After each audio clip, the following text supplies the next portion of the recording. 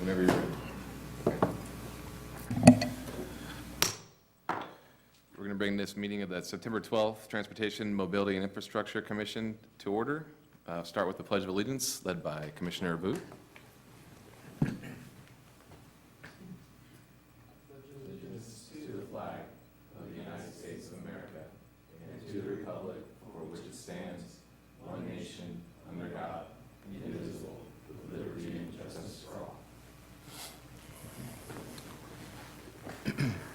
Moving into General Administration Part 1, Item 1A. Introduction of Rafael Martinez, Traffic Engineer and Transportation Manager.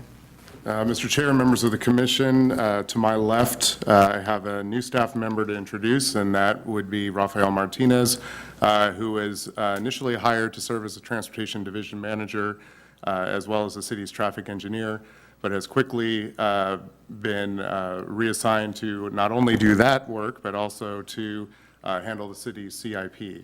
We figure since this was the Transportation, Mobility, and Infrastructure Commission, it was most appropriate to have Rafael be introduced to the members of the commission, as well as to provide any kind of questions you might have related to traffic. You will definitely be seeing him in the future. Welcome, Mr. Martinez. Pleasure's all mine. Thank you very much for the introduction, Jason. I look forward to working with all of you in the very near future regarding traffic and transportation issues. I had a lot of that in Southern California, where we have a lot of congestion due to vehicular traffic. In speaking with Chris Doherty, I'm glad to see the Sacramento region incorporating and embracing a lot of the multimodal aspects of transportation. So I look forward to incorporating a lot of those here in the city of West Sacramento and getting that complete streets type of atmosphere. So I look forward to, once again, working with all of you and the community of city of West Sacramento. Thank you. Look forward to working with you as well. Moving forward to item 1B, presentations by the public on matters not on the agenda but within the jurisdiction of the commission. The commission is prohibited by law from discussing issues not on the agenda brought to them at this time. There are no presentations. Thank you. Item 1C, commission communications. No commission communications from the staff at this time. Thank you. Seeing no presentations, we'll move to the consent agenda. Entertain a motion. It's consideration of the minutes. Move. Second. To approve. Motion and a second. All those in favor? Aye. Any opposed? Great. Moving on to the regular agenda, item 3, presentation by the city staff on the progress of the downtown riverfront streetcar project. Thank you, Mr. Chair. The staff has brought you the streetcar project once again due to significant advancements that have happened in the project over the last several weeks, particularly within the last couple of weeks, with the announcement of the project receiving an additional $30 million of financing through the state cap and trade funds, the TIRCP program, which is the Transit Intercity Rail Capital Projects Program. One thing to also talk about is the additional state funds that were received. Initially, it was looked at about $10 million for state funds to be contributed toward the project. State funds are actually going to be allocated in the form of Prop 1A, which is high-speed rail bond funds, in the amount of $10 million. So together with the $25 million that in 2008 was allocated by City of West Sacramento voters through Measure U and Measure V. The City of Sacramento's City Council action, which contributed $7 million to the project. The County of Sacramento, which contributed $3 million toward the project, as well as the recent funds that have been awarded through the state. We now have the total $150 million in funding that's required to construct the initial startup phase of the project. So right now, we're working toward an additional, I did miss one funding source, and that was the $75 million, which is half of the project, coming from the federal government. So the project team is actually in the process of revising that application to the federal government to ask for an additional $25 million through the FAST Act, which is the federal transit bill authorization. They changed the funding cap from $75 million to $100 million. So with this new application, hopefully we'll receive that, word of that in fiscal year 2017.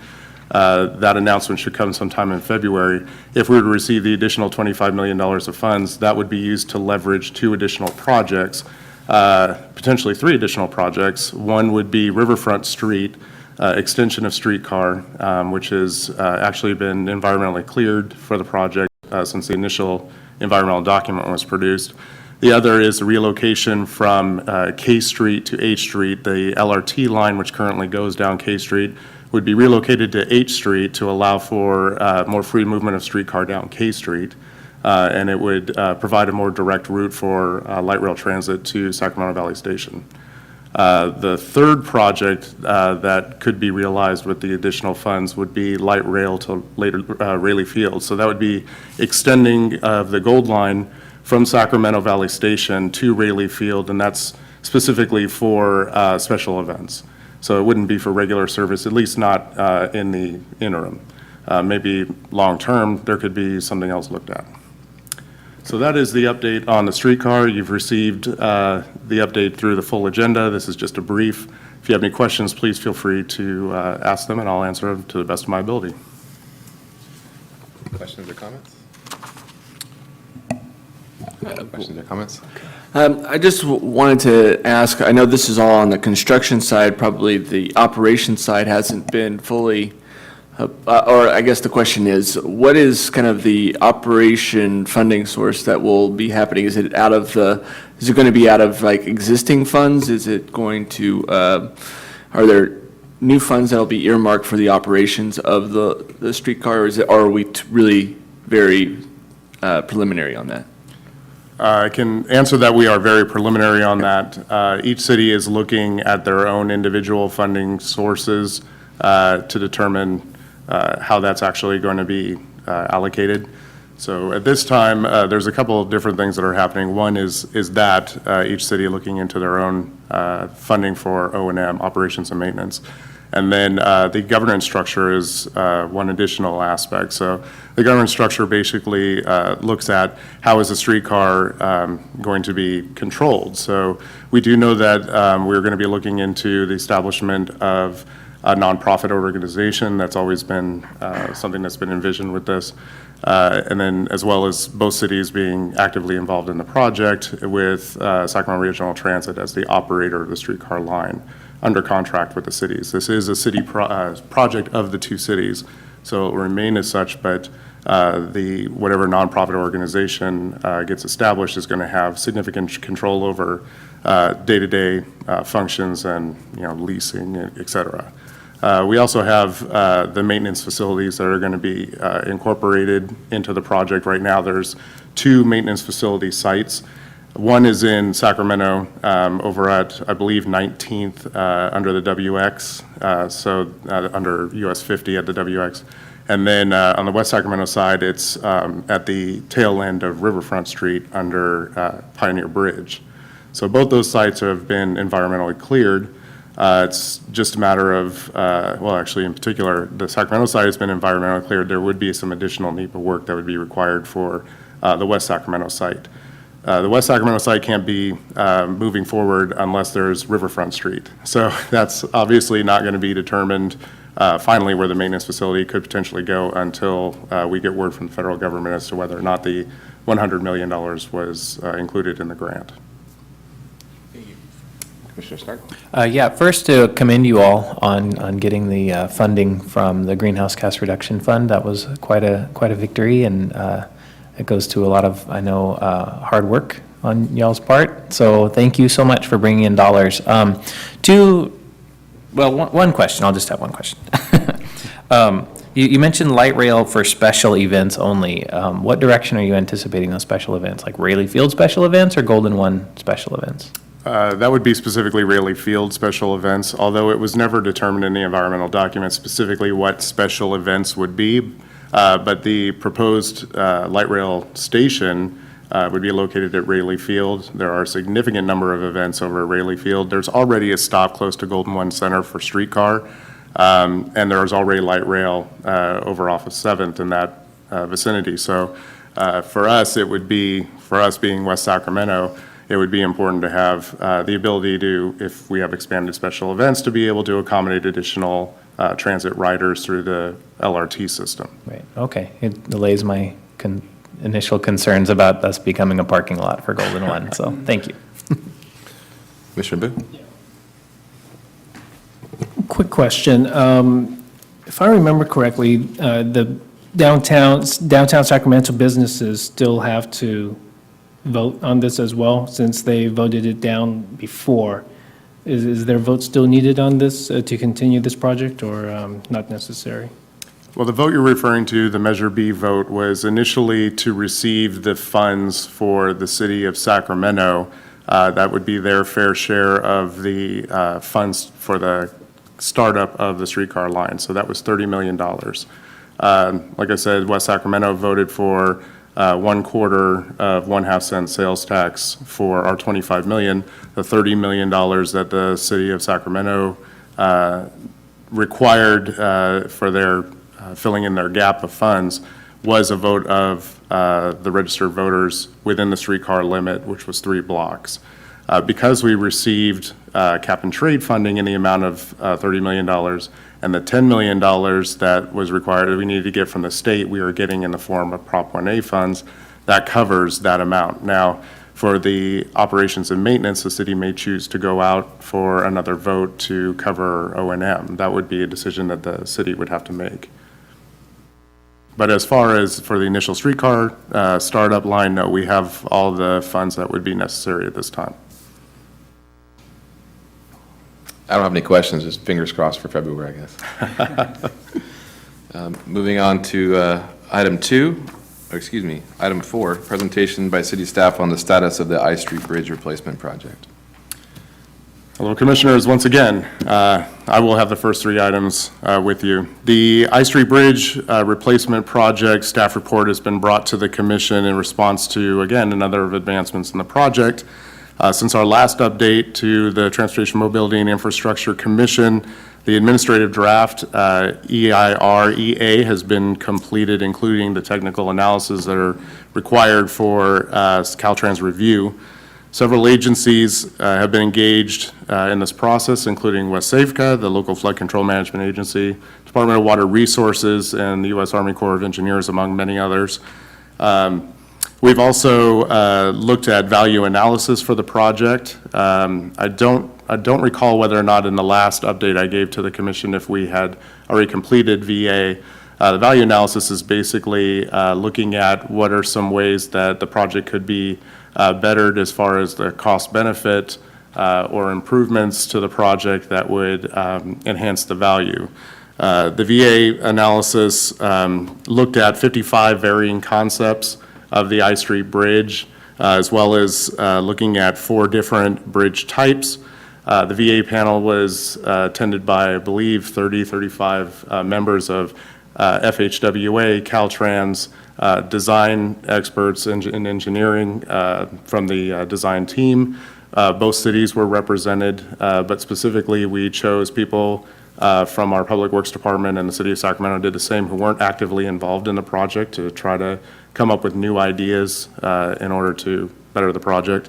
Some of the things that were looked at were the width of the bridge, lane configuration, levee improvements, structural components of the bridge, engineering of the bridge itself, sidewalk widths, bridge approaches, and all of these recommendations were brought forward in a value analysis report, or a VA report.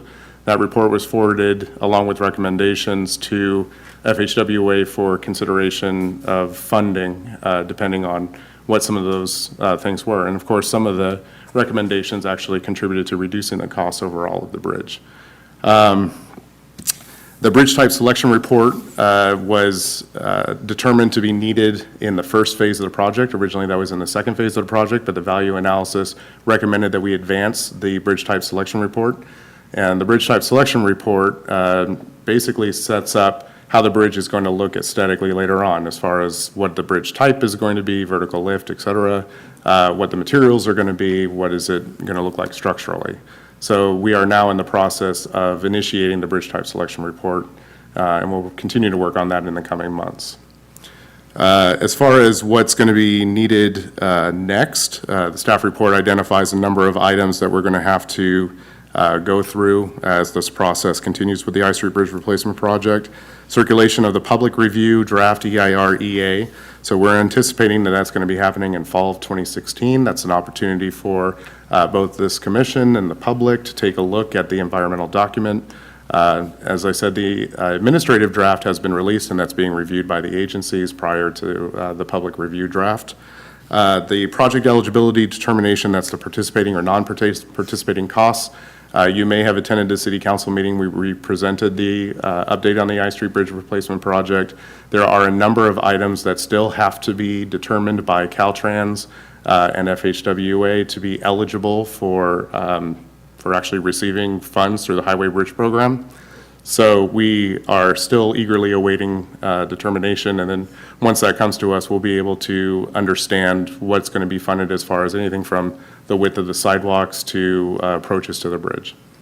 We're also going to continue outreach to the community. That's partly why we're also bringing this to you, just to keep everybody informed. We're also going to have some refined cost estimates, and we'll be continuing with coordination with the city of Sacramento, who's actually leading this project, and continuing our support for the project through initiation of construction, which we're looking at beginning in 2018. If the commission has any questions, I'm here to answer them. Comments, questions from the commission? Yes. Commissioner Wetzel? Oh, go ahead. I have a couple. Will the EIR EA report really talk about the traffic impact and including what's the impact from this new bridge from the current I Street Bridge, especially since it has two on the Sacramento side specifically has two different outlet points, and so different traffic coming in and out of there a little bit more. So will that report kind of lay all that out for us? Well, I can tell you that the current administrative draft report is about 850 pages. Okay. It is extremely comprehensive. It contains everything from how noise impacts are going to be attributed to this bridge, visual impacts attributed to the bridge, land use, traffic, anything that's associated with an environmental condition. It is not going to necessarily compare the existing I Street Bridge with the current one. Usually environmental impact reports just take a look at existing conditions and then look at what the project conditions would be once the project is built. So that would be, impacts to the existing neighborhoods as far as traffic, noise, and aesthetics. But comparatively speaking, it would be similar, I'm sure, to the existing I Street Bridge, being that it would also be a bridge crossing. But the details as far as how many cars are going to be projected, there are going to be some differences. There will be a little bit larger bridge. It'll still be two-lane configuration, but this way we could have transit vehicles, we could have buses, both of which currently can't be accommodated on the existing I Street Bridge due to the geometrics of it. It seems to me that when it is put out to the public and you have some of those public meetings, even a little bit of comparative analysis would help in talking to the community about, especially those that are directly impacted, about how this bridge will compare to what they're facing currently in terms of traffic and traffic flows and traffic patterns. We are going to be we've had scoping meetings for the environmental document in the past. We have done outreach meetings. We are going to continue outreach to the community. We can also look into having another community meeting here in our local neighborhood, specifically in the Washington neighborhood, because obviously that's where impacts would be. But we'll take a look at that and definitely take the commission's recommendation to heart. And then my other question was, we talk about the C Street and some of the corridor there, and you label in here that they're vital to the transportation performance of the bridge, but yet we're not sure if it's going to receive funding for that.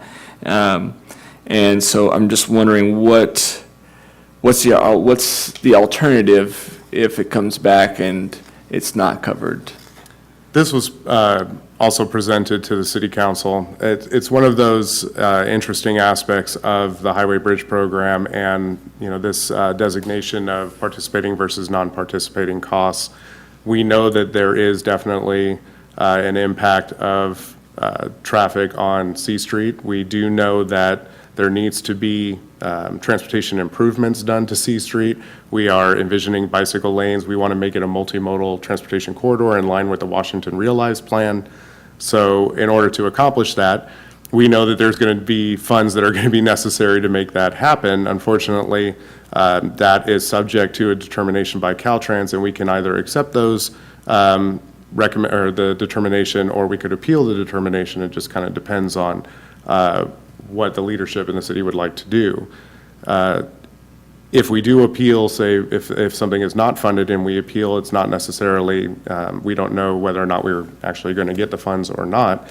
If we do not receive funds, then we will be returning back to City Council, and at that time, staff would be providing recommendations about how to proceed.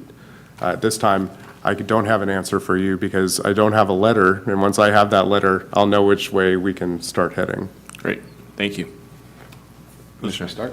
Yeah, my questions were within that realm as well. The first relates to the project element of widening the bridge from 40 to 52 feet. Can you specify the reasoning for that? It mentions just in accommodating enhanced multimodal transportation. I was assuming that would mean either light rail or trolley or something like that, or is this? Sure. So the origination of that 52 feet versus the existing width that was being looked at from an engineering perspective was through the VA analysis. Recommendations came, a lot of them from FHWA, were warnings against designing a functionally obsolete bridge in advance of understanding what the traffic implications would be beyond the current traffic horizon. So in our analysis, we're looking at 30 to all the way up to 50-year analysis of these bridges, both with Broadway Bridge and with the I Street Bridge. Your traffic analysis can only go so far before you're just kind of grasping at straws. So from an algorithm standpoint, we're only looking into the future maybe 30 years to the extent that we can. But the life of these bridges is typically 100 years plus. So if we were to decide, okay, we're just going to make this a very narrow 2-lane bridge, in the future, if we were to want a transit lane, a dedicated transit lane, we would not be able to accommodate that because you cannot expand upon an existing movable bridge. At least from an engineering perspective, we don't have that capability. So it would require building an entirely new bridge in order to accommodate additional capacity. So the recommendation of the VA analysis was, why don't we plan for a potential additional travel lane? And that would be included in the form of a median, a center median, which would function as either a continuation of a left turn pocket. It could be a transit lane in the future. It could be a vehicle lane in the future, maybe for carpools or what have you. It's just basically planning for the future. That's understandable. I think in light of the community, what was the term used when designing these bridges between Sacramento and West Sacramento, that they wanted to leave it, like community-friendly bridge or something. The neighborhood-friendly bridge. Neighborhood-friendly bridge, thank you. It would seem to me to go against that somewhat if we are looking at the potential capacity expansion for additional automobiles. So if that were built out with the understanding that the way in which we would address that additional capacity would be through a multimodal approach, then that would, I think, be more comfortable, at least for me, than if we just built a new wide road, because as you know, the new, wider facilities induce demand. And so that algorithm doesn't capture necessarily that 30 years out if you have, wider roads and the possibility for capacity expansion. And that would lead to, potentially, additional development that would cause those additional traffic concerns. It kind of one leads into the other, which leads back to the other. So just to ensure that as we move forward, that we're maintaining a real solid grip on the types of transportation that we want, and that we're not accidentally building, a 4-lane road where people can take off and go, 40 miles an hour and get across and hit some big expressway and take off and not spend their dollars locally, for example, or, look for an apartment here, or, that kind of thing. We don't want to encourage people necessarily to be building farther and farther and farther outside of Natelmas just because they have a 4-lane road they can drive through now. Well, I think it's important to note that the bridge itself does not guide the land use. The land use that's been proposed in both cities through their long-range plan, the general plan, and through the regional plan for SACOG, that guides how this bridge is actually going to function. So we don't change the land use on either side based on that. And one thing to note is that our mayor had said, it sticks with me in my mind from the council presentation that we did in December, that a 4-lane bridge can be a neighborhood-friendly bridge, like Tower Bridge, for instance, depending on how you design it and what the function is going to be. For us, we want to, even though it is a 2-lane bridge, we wanted to make sure that we just maintain that flexibility in the future, and then whomever our leadership is, if they choose to expand with transit or however they want to do it, that capability is there. No, that's understandable. And as far as the general planning guidelines and documents, initially that's true. But once infrastructure is in place, then that existing infrastructure then guides additional planning documents that get put in. And if they're looking at, here's a bridge and we have a very strong push or regulation that says, okay, well, you can add a light rail, but you can't add another lane, that would change, 5 years from now, the planning documents for the 30-year scope of whatever development they want to put in. Whereas if they are looking at a 4-lane road, that also would change. So it does initially, the planning documents determine that, but down the road, what's really on the ground determines what gets planned more in the future. So I understand your perspective, and I understand the desire for flexibility, but looking at $12 million and looking at how we have neighborhood-friendly bridge concepts and looking at how we want to move in the future, and the kinds of transportation options that we want to provide for folks, I think it would behoove us to consider not having such wild flexibility that would lead to development that develops out past us. And we build these great infrastructure projects that then get used by other people who don't actually, live or spend or experience, West Sacramento in the same way. So, because there's going to be a Kaiser facility nearby, there's going to be facilities that people who are going to want to come from 20, 30 miles out to be able to access. And if we're building just for those folks, that's different than if we're building for neighborhoods. So just to keep that in mind. And then last, you mentioned the Tower Bridge example. Tower Bridge was made neighborhood friendly in part because it's 100 years old and they weren't building that tall to begin with. But second, at great expense to expand on the sides and to, provide that additional facility 60 years later. Right. So, if you're planning for, a neighborhood-friendly perspective, you can do that on the inside first, rather than, just planning a great big expressway type of facility and then just say, well, whoever wants to put on top of it can put whatever they want. So, I had one other question, won't be nearly as long, I'm sorry.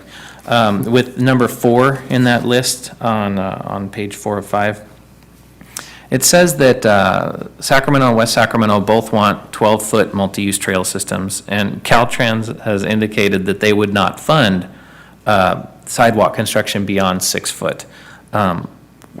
What's Caltrans thinking there? Why would Caltrans not, in your estimation, be willing to spend for complete streets across that bridge? Well, I can tell you that the Highway Bridge Program was initially created, or at least the intent of the Highway Bridge Program, which is now a defunct program because of the new legislation that came forward, the FAST Act. So It's basically to replace deficient or functionally obsolete structures, bridge structures, with new facilities.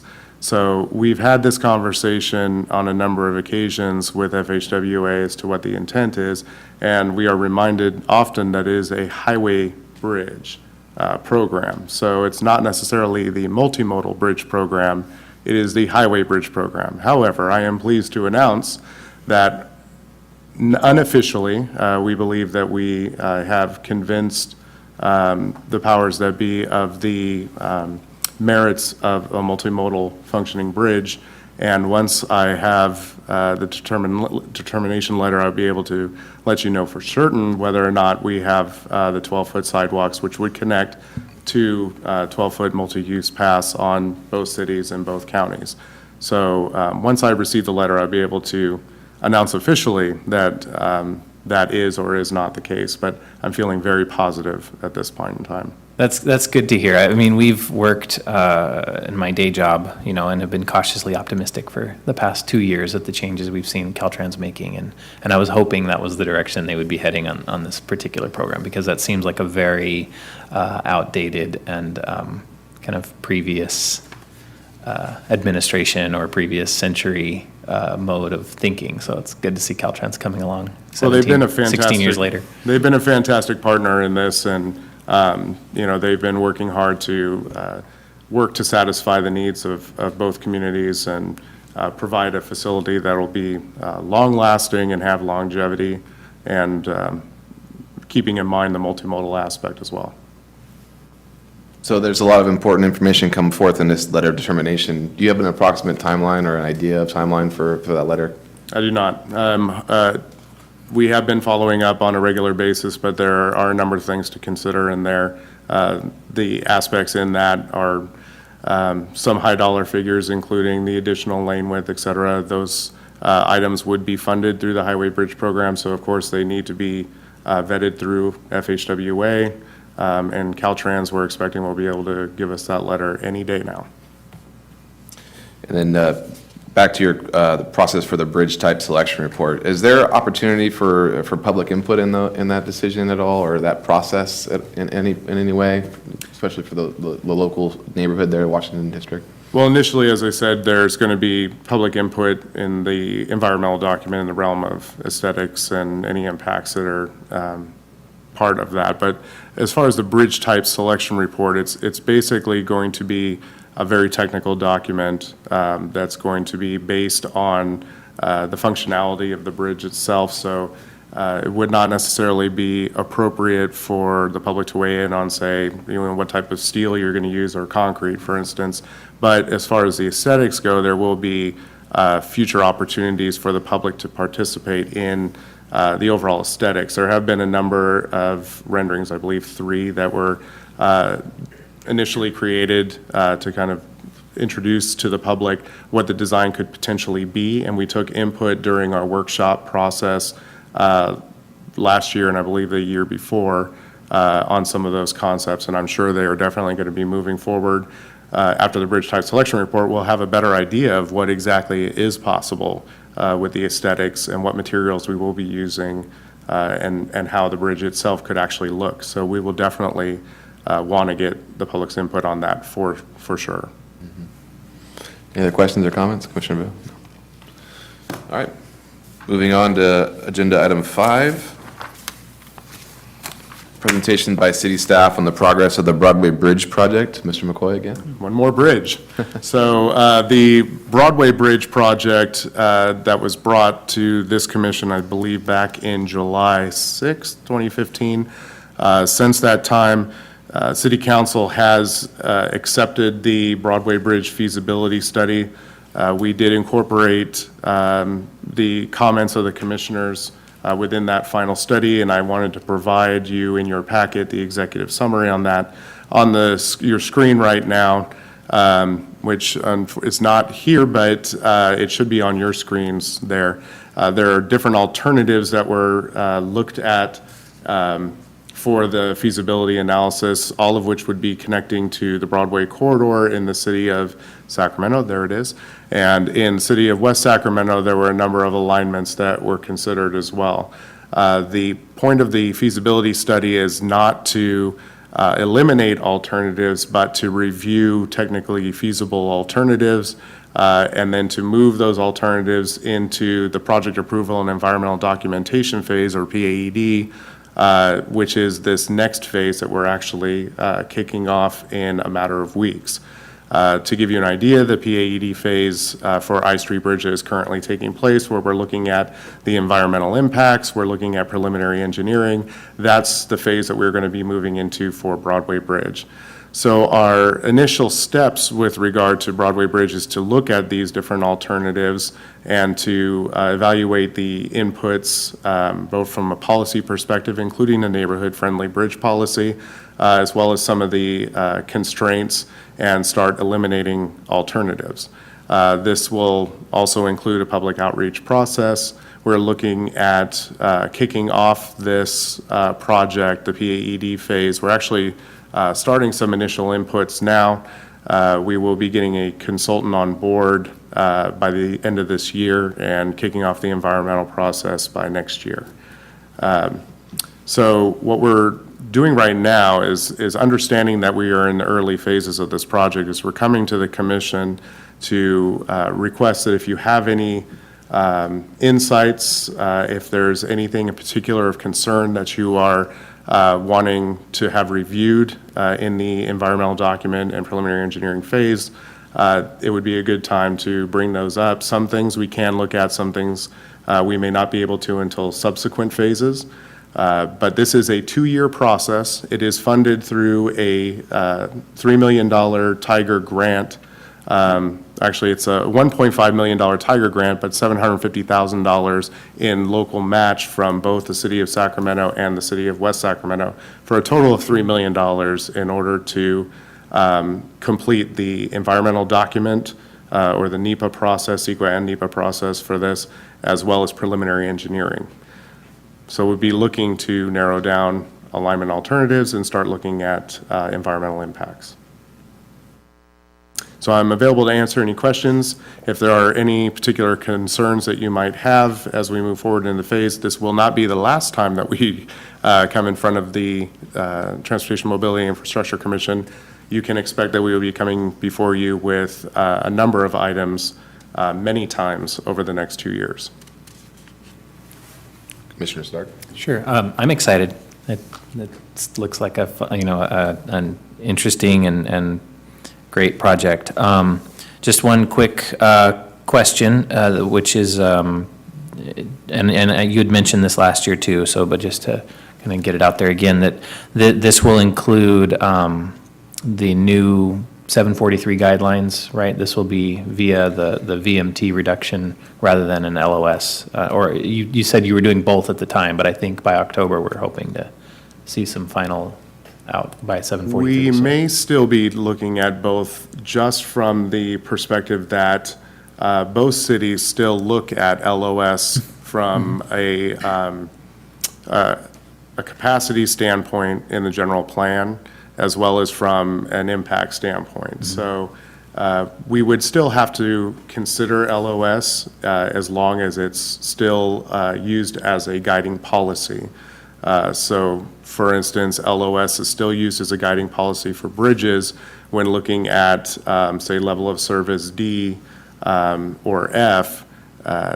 Level of service D is considered an acceptable level of service policy from the city's perspective, but level of service F is not.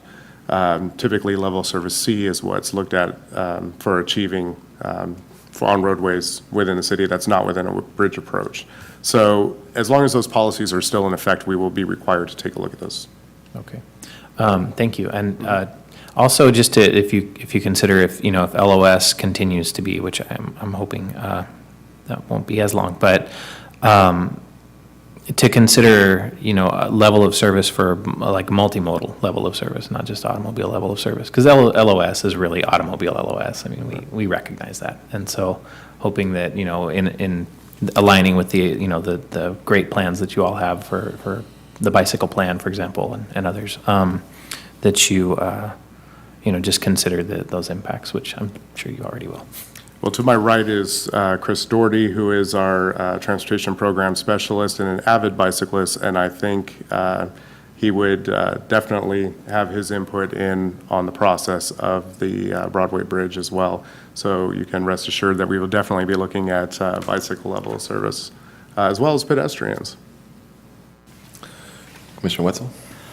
Just a clarification, I think last year you came and said that the I-Street Bridge replacement was going to be headed by Sacramento, and then West Sacramento is kind of heading this one, or is it the opposite? I can't remember. The first was correct. So the city of Sacramento is leading the I-Street Bridge replacement project with the city of West Sacramento supporting.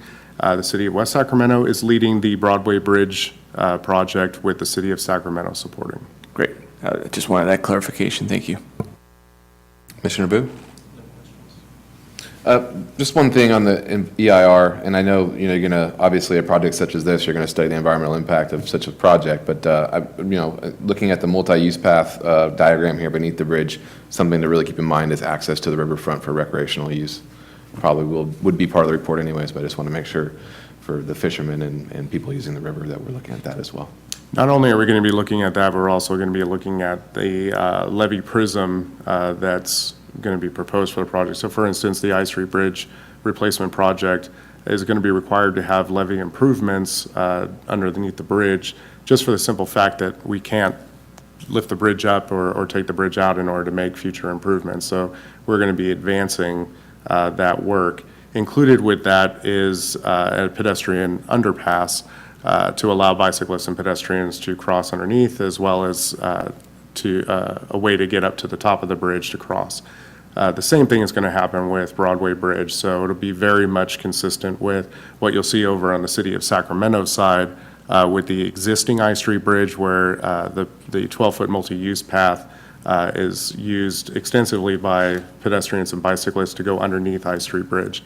Currently, our Riverwalk stops at the existing I-Street Bridge.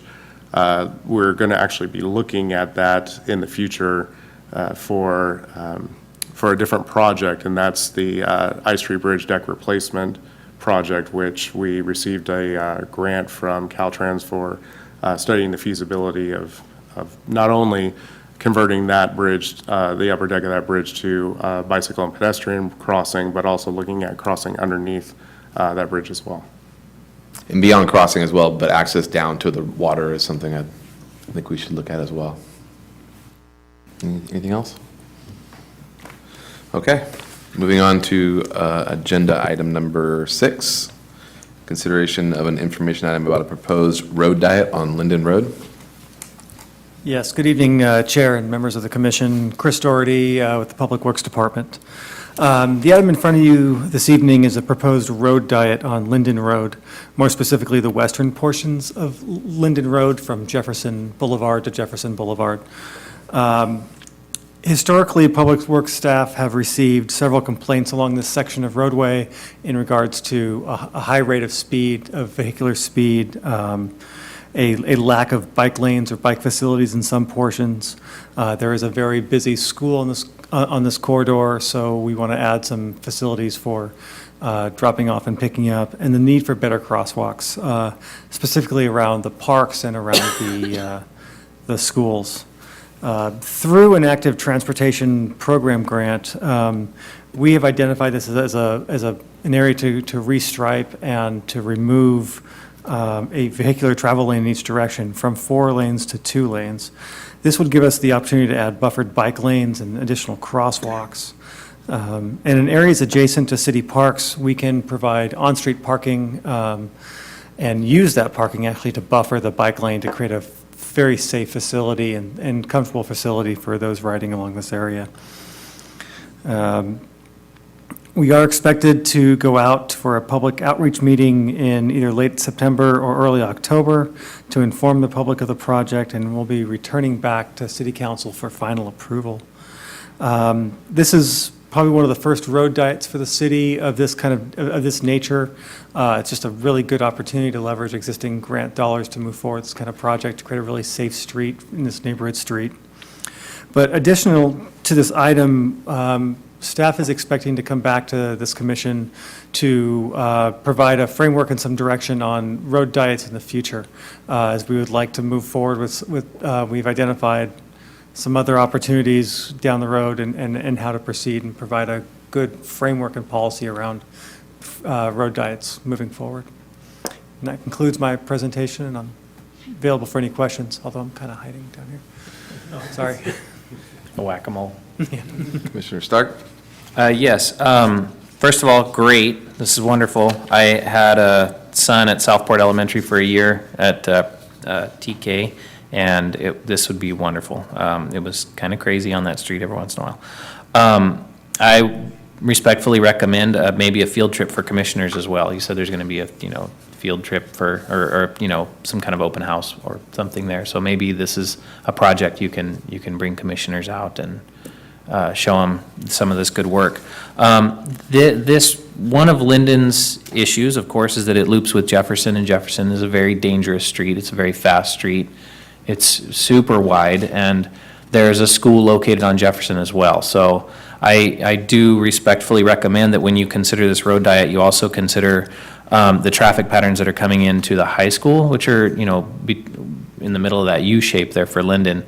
And there's also interactions between the two schools, because it includes the recreational center, the rec center, and folks from Southport, the kids go from the YMCA, for example, to the rec center there. And so there's a lot of traffic to and from children in the community immediately adjacent and the high school. So I would recommend you consider putting in or looking at pedestrian scrambles where Linden intersects with Jefferson. And maybe just to run those pedestrian scrambles at times when you expect a high volume of traffic to or from the high school. So maybe you run it in the mornings, and then in 3 o'clock. So finding out when they're coming in, coming out, because I've heard anecdotally a number of people worried about kids running across the street to get to class or get to school, get to the rec center. And Jefferson is a really tough street, and the way it's designed is extraordinarily dangerous for people who are not in a car. So the design of that street can lead to casualties, and we need to work on designing streets that don't encourage the kinds of driving that can get people hurt. Commissioner Booth? I don't have any comments or questions on this matter, but I think we have a comment from the public. Open the public hearing. Yeah, open public hearing. Heidi West?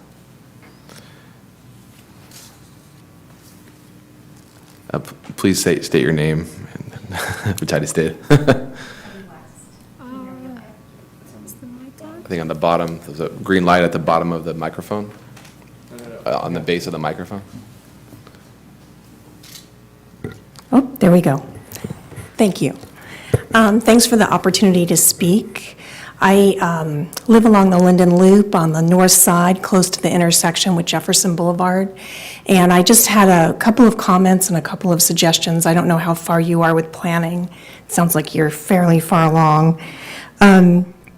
First of all, I don't know if you know, but this project circulated on the local neighborhood app, and there were a number of good comments, some for and some against, and a lot of suggestions, so there may be a good turnout for your public meeting. I wanted to let you know that I support the project. My home actually backs up to Linden, so I know starting at about 4 in the morning that you can get speeding commuters. Not everyone, but there are speeding commuters even that early in the morning, and then of course in the evenings as well. And I commute back and forth in my car to downtown, so I'm very familiar with the hazards, especially with the school children and the teenagers going back and forth, and people going to the shopping center of all ages and coming back and forth all days of the week. So I appreciated the comments about the concerns about the school children that you made.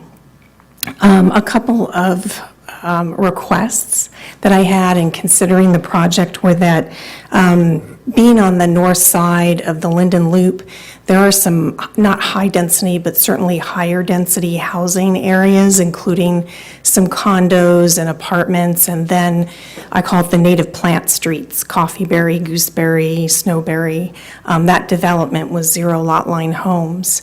And on occasion, there are people have parties like 4th of July graduation parties where there's a great deal of parking needed on the street in that area.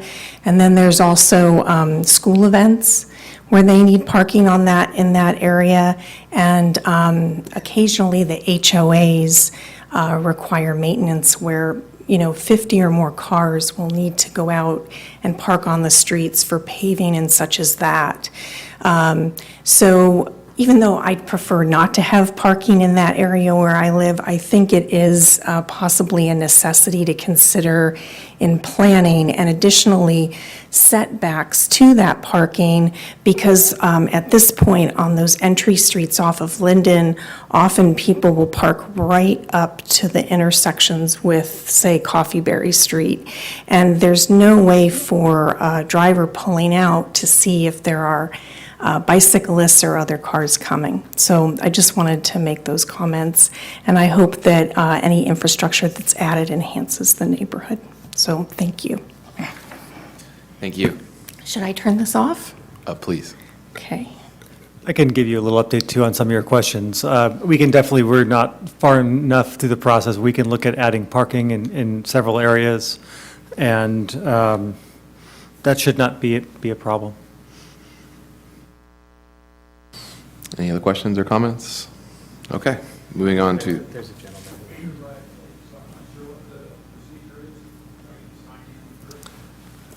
We'll allow it.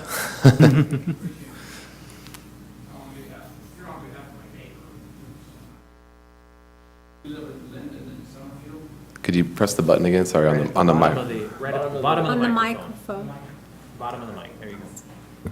Okay, we live at out in Southport, corner of Linden and Summerfield. Would you introduce yourself, please? My name's James Cody, C-O-D-Y.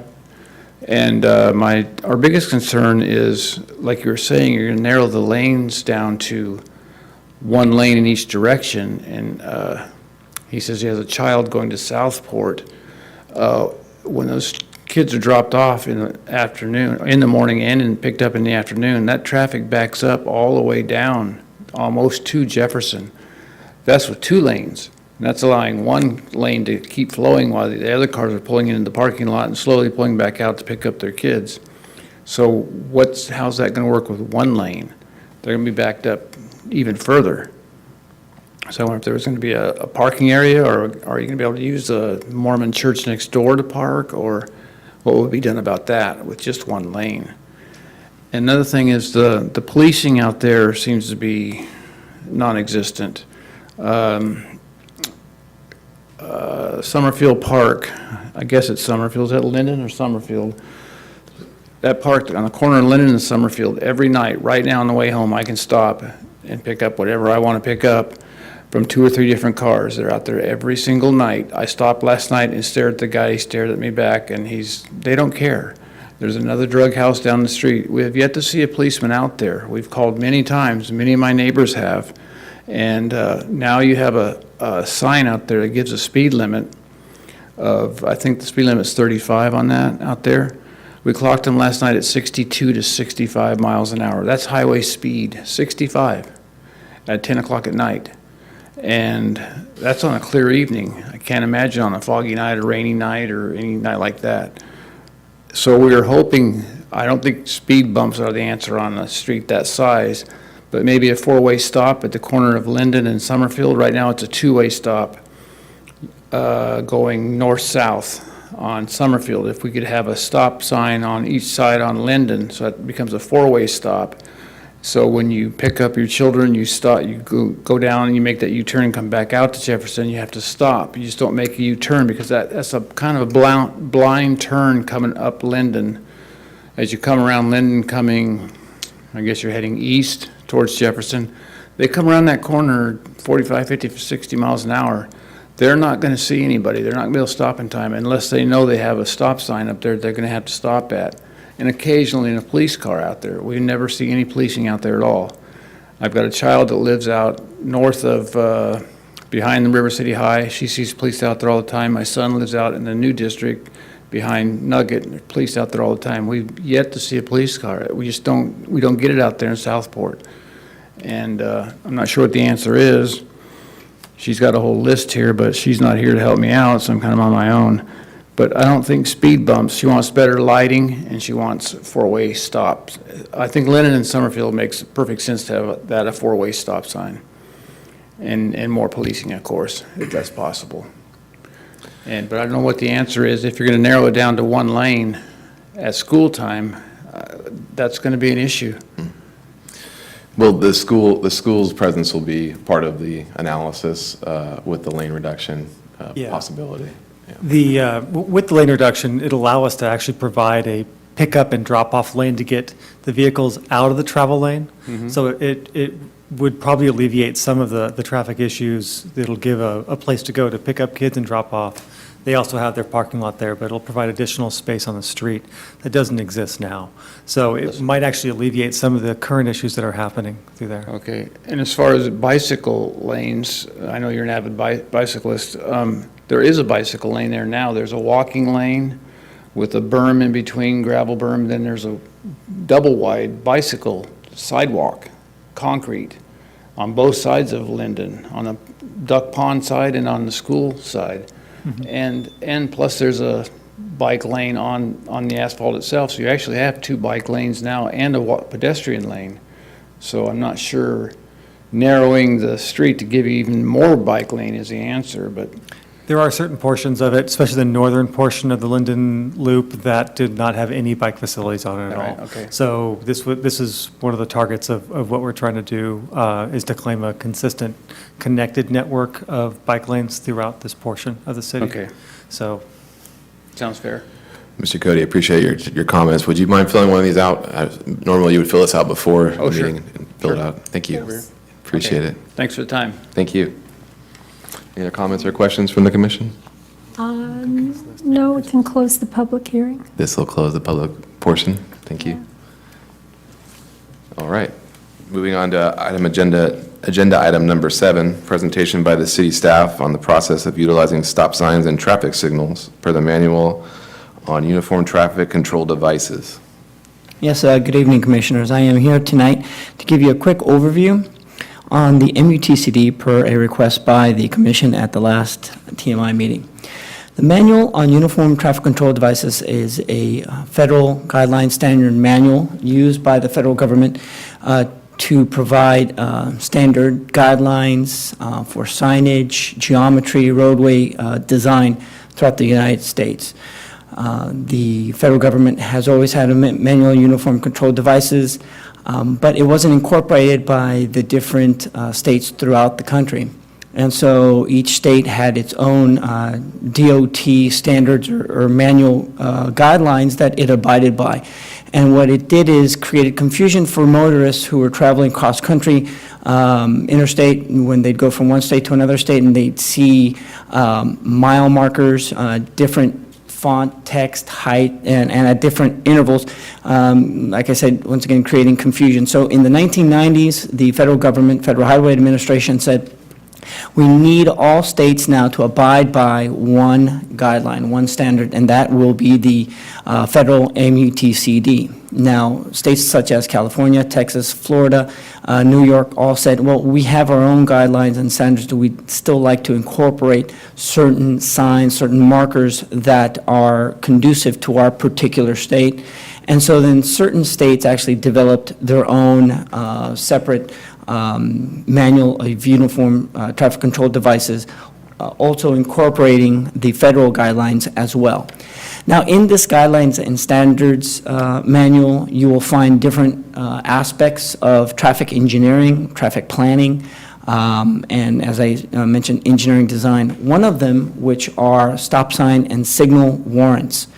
The purpose of having a stop sign and signal warrant is to allow the federal, state, and local agencies to abide by one standard throughout, once again, the entire country, the state, and the region, to give uniformity to where stop signs and signals are installed. Therefore, you can't have stop signs installed at any given location for any given reason, such as neighborhoods wanting stop signs for traffic calming purposes. So an agency can't go out of its way to install a stop sign or a signal, such as occurred in a state in Arizona where they installed stop signs just to increase citations and for the purpose of bringing revenue to agencies. So the federal administration said, no, we're going to stop that. State of California, who created its own manual, said, we're going to stop that. We're going to create a standards, a policy where stop signs can be installed. And they had different guidelines for it. The primary one is vehicular volume. The second is pedestrian volume. Another one is number of accidents, as well as geometric design. If any given intersection is complex, that is required a stop sign, then a stop sign can be installed. Same thing goes for a signal warrant process. It looks at vehicular volume, traffic, pedestrian, and geometry as well. So these are all the aspects that are seen in installing stop signs and installing signals in the city of West Sacramento that has adopted the California MUTCD, as well as for all municipalities in the state of California and for other municipalities in the country who abide by the federal guidelines. For any agency to go contrary to that, it would set itself in a liability risk, because let's say, for example, a city went and installed a stop sign and it wasn't warranted.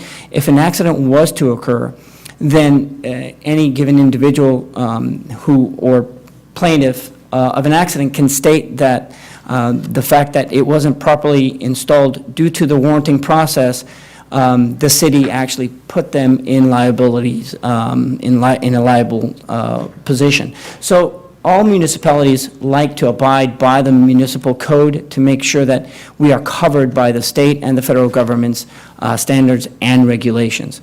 I believe this question was brought up at the last TMI meeting due to a stop sign warrant that was requested at a given location. And at that time, the warrant analysis wasn't conclusive for a stop sign to be installed. But that doesn't mean that we can't perform a warrant analysis over and over and over again, especially if we notice parameters have changed or volume, pedestrian. If any one of those things have changed, the Traffic and Transportation Department can go out and redo the warranting process. Or if accidents do increase or a geometric line of sight issue does arise, there are different aspects that we can look into as to the installing of a stop sign or a signal, but we do need to make sure that we abide by those guidelines and those standards so that we're covered by the state and the federal government in terms of liabilities. That concludes my presentation. If you have any further questions for me, I'm more than welcome to answer them. Any questions, comments? Commissioner Wetzel? I think at first I was wondering, when we referred to this the last meeting, I was like, what was that? But then I remember. And I think part of it was also part of just a safe routes to school for some of the children. I know in particular, like in the Bridgeway Island Elementary School area near where the apartments are, so Oakland Bay, as it loops around, there's a lot of kids coming from that apartment complex, and there's going to be even more with those townhomes coming in. And there's no crosswalk for them to really cross safely, so they jaywalk that street all morning and all afternoon. And so there's not a stop sign or a crosswalk that makes it easily accessible for them to cross that street, and that doesn't have, it's a flow of traffic on that Oakland Bay. And I know that that's been an issue that a lot of parents have just expressed over the years since my kids have been there for the last 8 years. So I know especially when those townhomes come in, it's going to be something that we really need to take a look at. I can actually give you a little bit of good news about that. When those townhomes, the fact those townhomes are coming in, they are conditioned to build a crosswalk to complete that street. I don't believe it was warranted for a stop sign, but I think it definitely, because I believe we did look at that. But they are constructing not only a crosswalk, but all the ramps and the connections to it. So that is happening because the market demographic of that townhome are going to be a lot of kids that'll go to that school. So we do envision more foot traffic walking to that school. With the installation of a crosswalk, then it brings up the probability of higher pedestrian usage at that intersection, which then, in case, might then warrant a stop sign at the time. So it's an ongoing thing that we are continuously looking at to make sure that are we providing a safe location for, and a conducive location for pedestrians to access street crossings, and that it is a location that is safe and very visual for pedestrians to cross at. And if pedestrians do start to use it, and it is a location that it is probable that pedestrians and vehicular volume come into contact or in conflict, well, then a stop sign would most likely be warranted at the time. So once the crosswalk does come in, that's one of the locations we will to see if a warrant is met. Commissioner Booth? Commissioner Stark? I don't have any comments on this, so we'll move forward to agenda item number 8, general administration. The next commission meeting will be Monday, November 7th. Write that down, November 7th. Thank you. Reports from city staff, any reports? No reports at this time. Okay. Future agenda item requests by the TMI Commission? Any requests? I had one question. The build-out of Lake Washington, is that Avenue, Lake Washington Drive?